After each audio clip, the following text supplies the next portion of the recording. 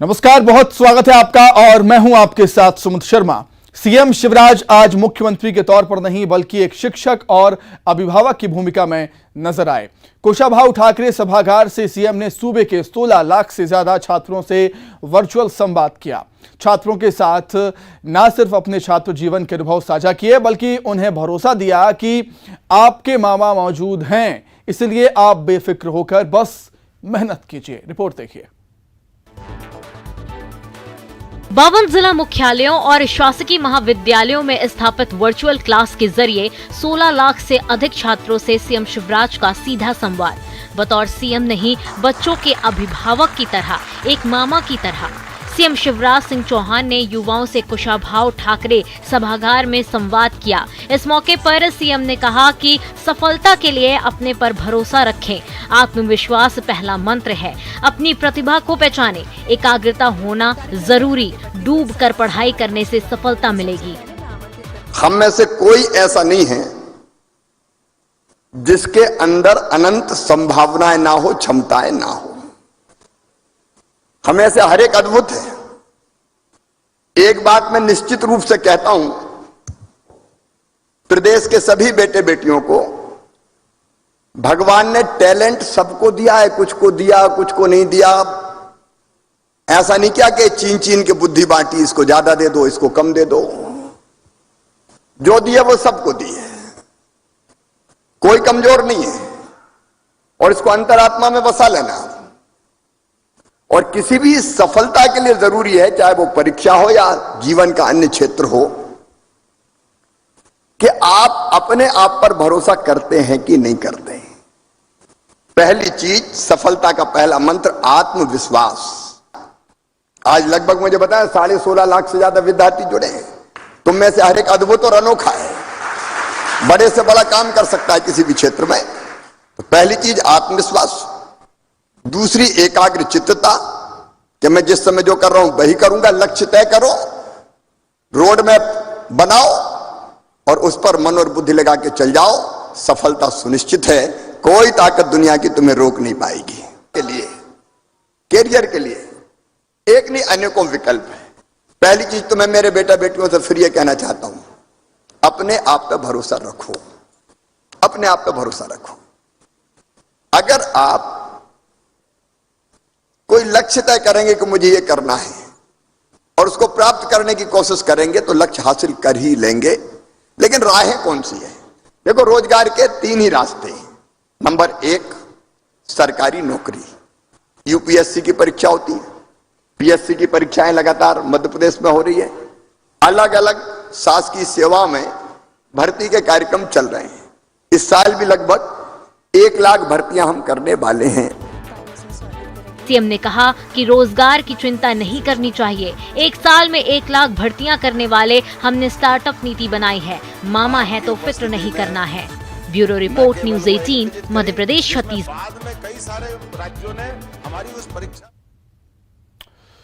तो सीएम शिवराज आज शिक्षक की भूमिका में नजर आए और 16 लाख छात्रों के साथ सीएम ने आज वर्चुअल संवाद किया। सीधे सीएम ने बच्चों से बातचीत की, सफलता के मंत्र दिए।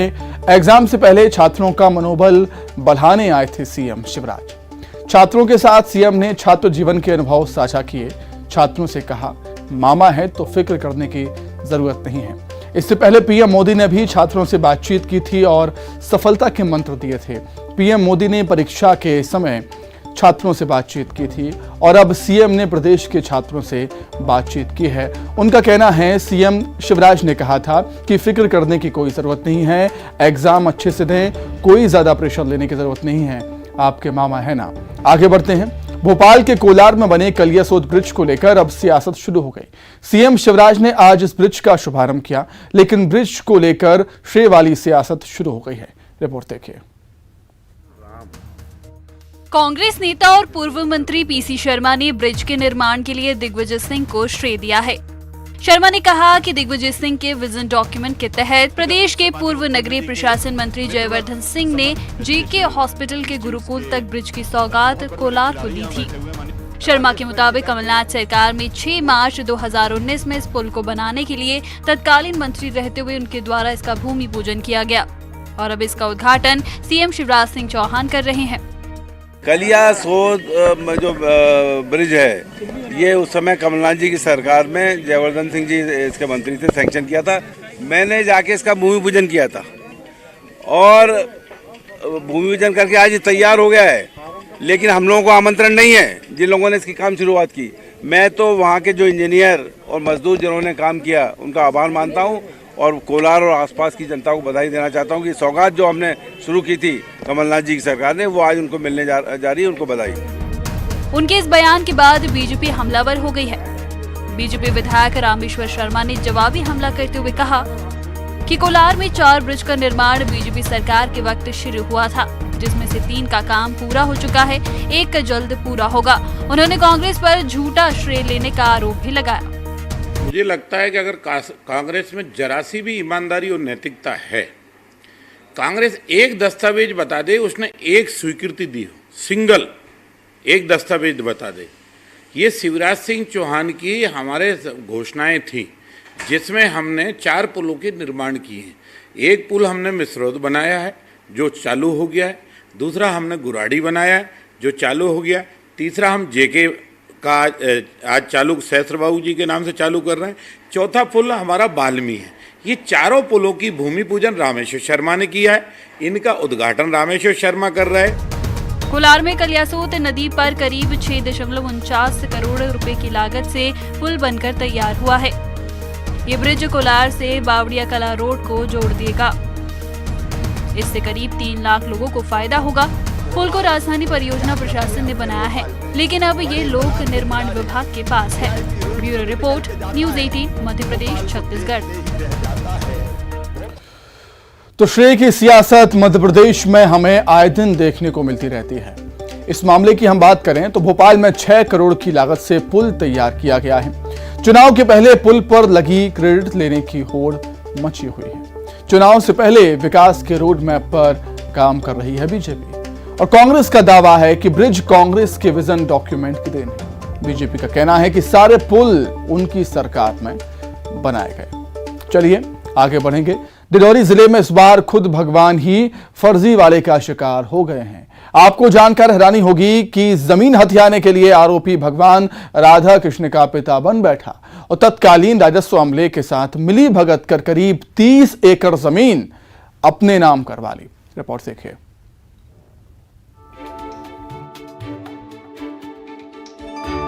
अमरपुर के रामगढ़ में रानी अवंतीबाई किला परिसर में श्री राधा कृष्ण मंदिर के नाम से अभिलेखों में 30 एकड़ जमीन दर्ज थी। साल 1964 तक ये जमीन श्री राधा कृष्ण मंदिर के नाम से ही थी, लेकिन उसके बाद जालसाजों ने राजस्व अमले व अधिकारियों के साथ मिली भगत कर बड़ा खेल करते हुए श्री राधा कृष्ण मंदिर का नाम खसरे से हटा दिया। उसकी देखरेख करने के लिए जो देखरेख करेगा, मूर्ति व्यवस्था करेगा, पूजन पाठ करेगा, उसके लिए 50 एकड़ जमीन लगी हुई थी। 50 एकड़ के बाद फिर आज की तारीख में वहाँ मात्र 30 एकड़ जमीन है और 30 एकड़ जमीन जो है अभी लाल दिगंबर शरण सिंह के जो लड़के हैं होशियार सिंह, शाहपुर में रहते हैं, ये उसके सरबराहकार हैं और उनके संरक्षण में वो है। और ये इसी गांव का जो एक टोला है, बांका टोला, वहाँ ये जमीन स्थित है। इतना ही नहीं, दस्तावेजों में भगवान श्री राधा कृष्ण को इंसान बना दिया गया और उनके पिता का नाम दिगंबर दर्ज कर बेशकीमती जमीन 4 हिस्सों में बांट दी गई।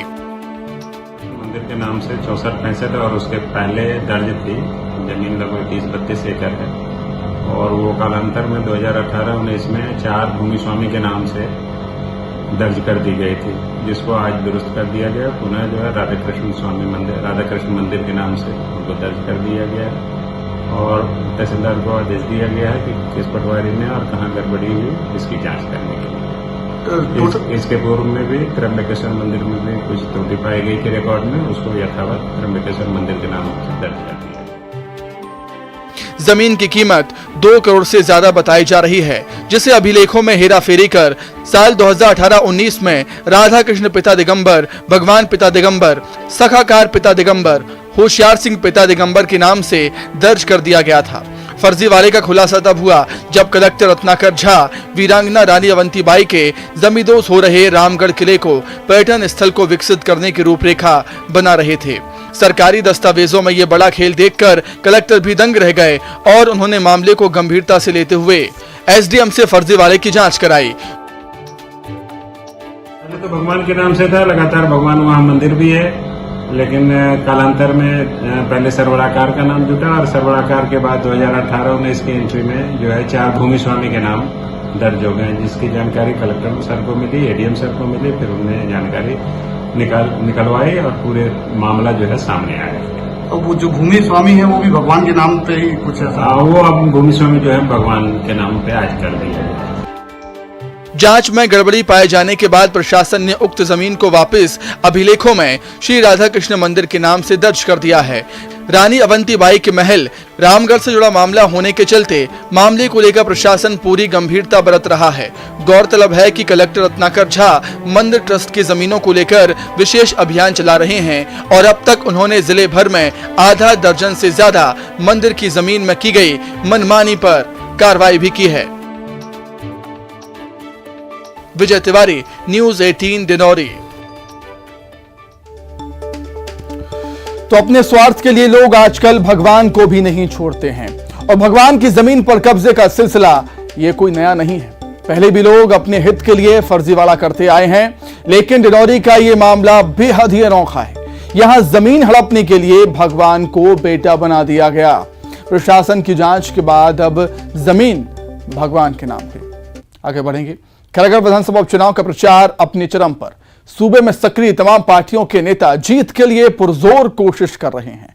खास तौर पर बीजेपी और कांग्रेस ने अपनी पूरी ताकत झोंक कर रख दी। चिलचिलाती गर्मी में भी दोनों पार्टियों के नेता अपने अपने प्रत्याशी के लिए पसीना बहा रहे हैं।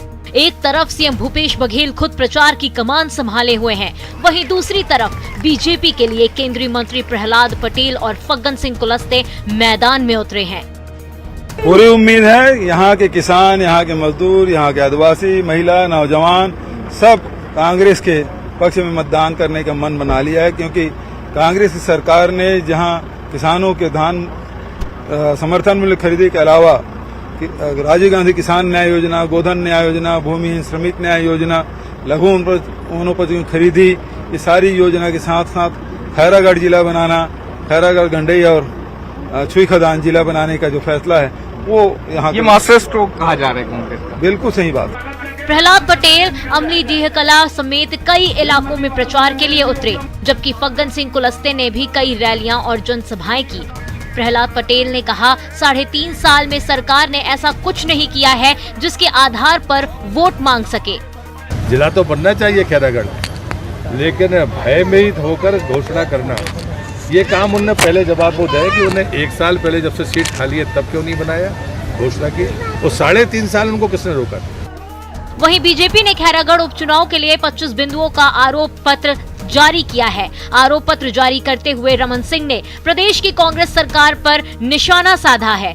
खैरागढ़ में चुनाव प्रचार करने छत्तीसगढ़ पहुंचे केंद्रीय मंत्री फग्गन सिंह कुलस्ते ने बीजेपी प्रत्याशी की जीत का दावा किया।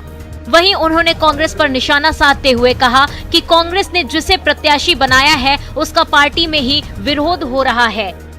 खैरागढ़ के बारे में मुझे में पहुंचा भी नहीं, पहले भी गया है इसके पहले, परंतु जिस व्यक्ति को कांग्रेस ने कैंडिडेट बनाया है, जिनके शांत होने के बाद आज प्रतिमा लगाने की बात करते हैं। मैं देख रहा था, कल ही देखा था मैंने एक वीडियो में कि उसके पुतले जलाए गए कांग्रेस का। ये जो कैरेक्टर है कांग्रेस का, तो मुझे लगता है कि इस प्रकार के कैरेक्टर अगर कांग्रेस ने उस व्यक्ति के बारे में किया है, आज उसके नाम से वोट मांग रहा है, ये तो ठीक नहीं। उधर फग्गन सिंह कुलस्ते के आरोपों पर कांग्रेस ने पलटवार किया है। छत्तीसगढ़ कांग्रेस संचार प्रमुख सुशील आनंद शुक्ला ने कहा कि बीजेपी खैरागढ़ उपचुनाव की जंग हार चुकी है, इसलिए बीजेपी के नेता उल जलूल बयान दे रहे हैं। खैरागढ़ की बाजी भारतीय जनता पार्टी हार चुकी है, उनके चुनाव प्रचार में आने से कोई फर्क नहीं पड़ने वाला, और यह चीज़ भारतीय जनता पार्टी के केंद्रीय नेता भी समझ रहे हैं। इसलिए यहाँ आने के बाद वे उल जुलूल बयानबाजी करके अपने आप को सिर्फ चर्चा में बनाए रखना चाहते हैं। यानी खैरागढ़ की सियासी जंग अभी जारी है। आने वाले दिनों में इसके कुछ और रंग दिखाई दे सकते हैं। Bureau report, news 18 Madhya Pradesh Chhattisgarh. तो खैरागढ़ का उपचुनाव दोनों ही पार्टियों के लिए बेहद अहम है और यही वजह है कि दोनों ही पार्टियों ने अपनी पूरी ताकत झोंक दी है खैरागढ़ में। जमीन पर भी जंग जारी है, जुबानी तीर भी चल रहे हैं। कांग्रेस की तरफ से सीएम भूपेश बघेल ने मोर्चा संभाल रखा है। कांग्रेस ने मैदान में तमाम दिग्गजों को उतार रखा है, लेकिन असली फैसला 12 अप्रैल को जनता करेगी। आगे बढ़ेंगे।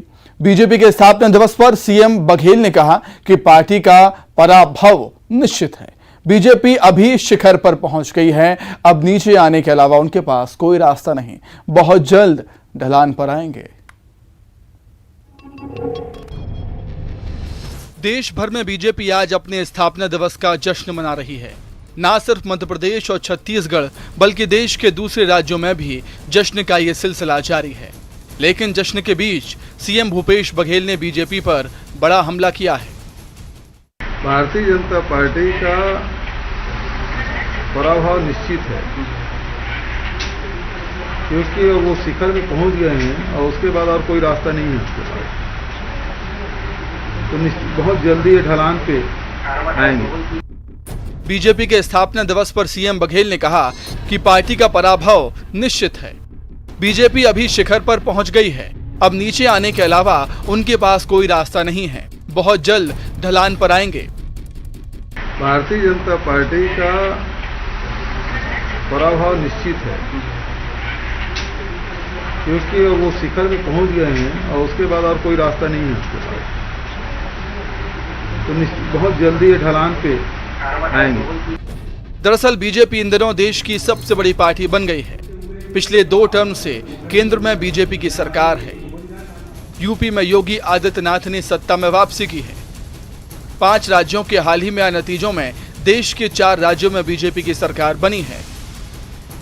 लेकिन अब अगले साल मध्य प्रदेश और छत्तीसगढ़ में चुनाव होने वाले हैं, इसलिए सीएम भूपेश बघेल ने संकेतों में ही सही अपनी जीत का इशारा किया है। Bureau report, news 18 Madhya Pradesh Chhattisgarh. तो धूमधाम से बीजेपी अपना स्थापना दिवस मना रही है। 6 अप्रैल 1980 को अस्तित्व में आई भारतीय जनता पार्टी, कभी 2 सांसद वाली पार्टी आज पूर्ण बहुमत से सरकार में है। बीजेपी के उदय के बाद कांग्रेस कई राज्यों में सिमटी, लेकिन छत्तीसगढ़ में बीजेपी को कांग्रेस ने हराया। सीएम भूपेश बघेल ढलान की बात कहकर 2023 का इशारा यहां पर कर रहे हैं। तो इसी के साथ ही प्राइम टाइम में इतना ही। नमस्कार।